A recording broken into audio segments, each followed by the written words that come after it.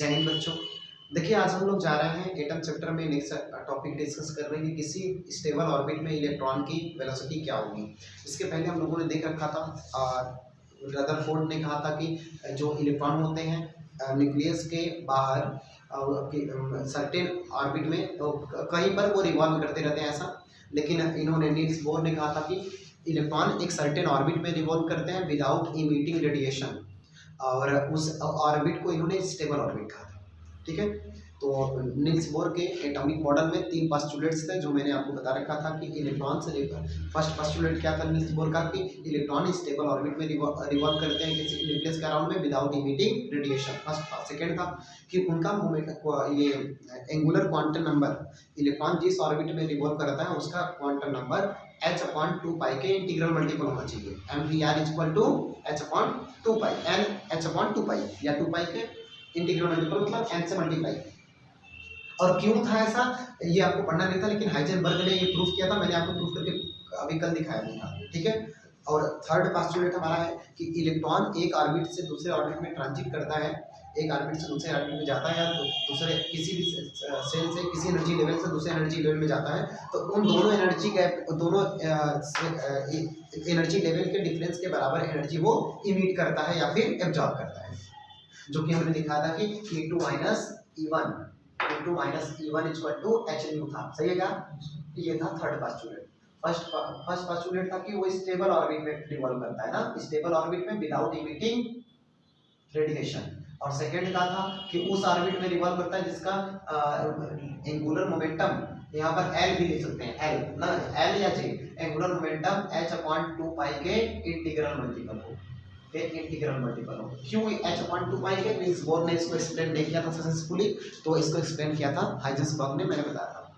Okay, तो यहाँ पढ़ चुके हैं। इसके आगे हम लोग को पढ़ना है कि इलेक्ट्रॉन किसी और, आप लोग को ये भी पढ़ा चुका है कि इलेक्ट्रॉन की रेडियस क्या होगी, इलेक्ट्रॉन जिस ऑर्बिट में घूमेगा उसकी रेडियस क्या होगी। तो रेडियस का फार्मूला भी हम आप लोग को निकाल के भी दिखाए थे कि r = n² h² epsilon not upon 4π epsilon not यहाँ था, और ये 4π और क्या था 4π 4 नीचे नहीं था, खाली पाई था, पाई mz² था।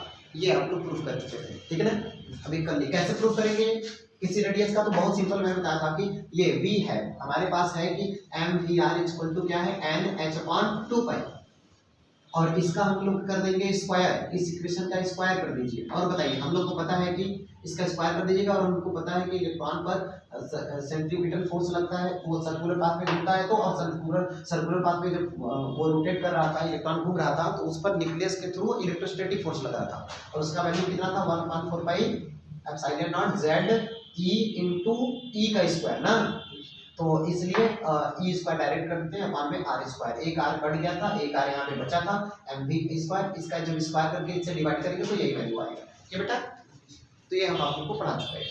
तो वही चाह रहे हैं हम यहाँ पर आगे डिस्कस करने की किसी स्टेबल ऑर्बिट में इलेक्ट्रॉन की एनर्जी क्या होगी, वेलोसिटी क्या होगी। एनर्जी भी हम प्रूव कर चुके हैं, कितना आया था -1/8π एप्सिलॉन नॉट r था ना, r था, स्क्वायर भी था, तो ये भी हम प्रूव करवा चुके हैं। तो चलिए यहाँ देखते हैं हम लोग कि velocity of electron in stable orbit.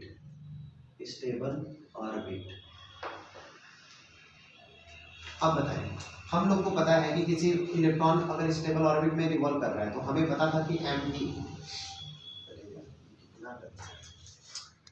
Electron किसी ऑर्बिट में रिवॉल्व करता है तो उस पर लगता है सेंट्रीपिटल फोर्स, और उसका फार्मूला क्या होता है mv² = कितना इलेक्ट्रोस्टैटिक फोर्स 1/4π एप्सिलॉन नॉट ना, mv² में याद था ना बेटा।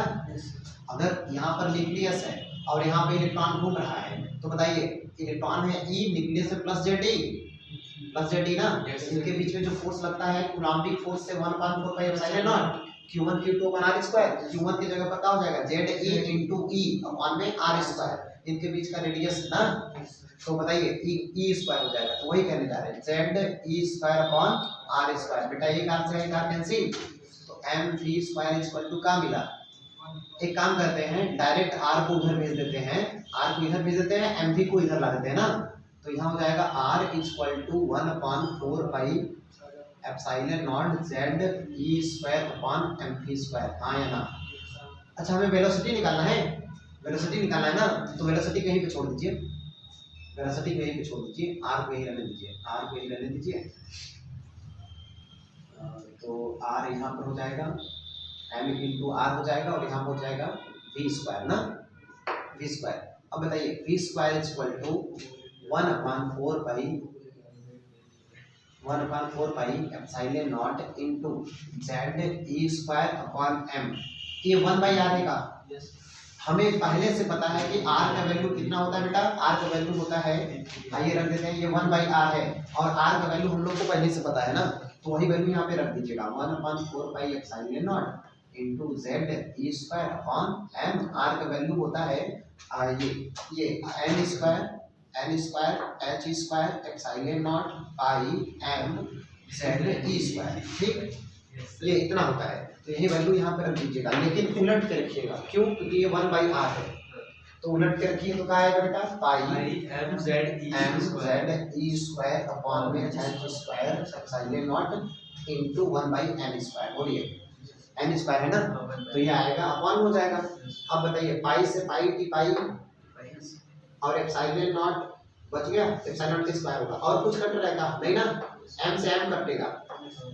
अब बताइए क्या बचा, ई का है वेलोसिटी का square, velocity square equal to आया z स्क्वायर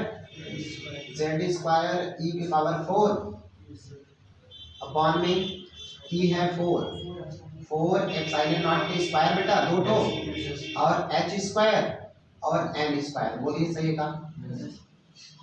अगर हम कहें कि देखो सबका स्क्वायर बन रहा है, ये देखो हम 2 का स्क्वायर लिख सकते हैं, बोलिए, तो इसलिए v इक्वल टू कितना आएगा, वेलोसिटी इक्वल टू, तो वेलोसिटी इक्वल टू सबको रूट लेंगे तो भाई z बाहर आके z हो जाएगा और e हो जाएगा स्क्वायर। बोलिए बेटा, और नीचे हो जाएगा 2 और ये हो जाएगा एप्सिलॉन नॉट, ये हो जाएगा h और ये हो जाएगा n। बोलिए सुना कि नहीं?